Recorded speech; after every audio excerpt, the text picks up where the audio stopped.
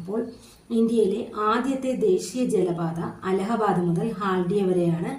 അതിന്റെ ദൈർഘ്യം എന്ന് പറയുന്നത് 1620 കിലോമീറ്റർ ആണ്.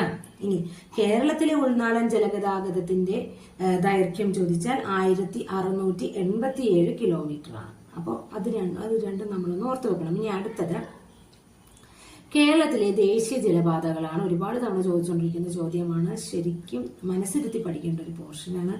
നാഷണൽ വാട്ടർവേ 3 ബന്ധിപ്പിക്കുന്നത് എവിടെയൊക്കെയാണ് എന്ന് ചോദിച്ചാൽ കൊല്ലം മുതൽ കോഴിക്കോട് വരെയാണ് നാഷണൽ വാട്ടർവേ 3 ബന്ധിപ്പിക്കുന്നത്.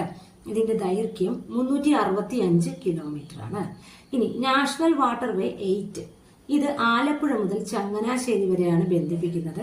ഇതിന്റെ ദൈർഘ്യം 28 കിലോമീറ്റർ ആണ്. ഇനി നാഷണൽ വാട്ടർവേ 9 ബന്ധിപ്പിക്കുന്നത് ആലപ്പുഴ മുതൽ കോട്ടയം വരെയാണ്.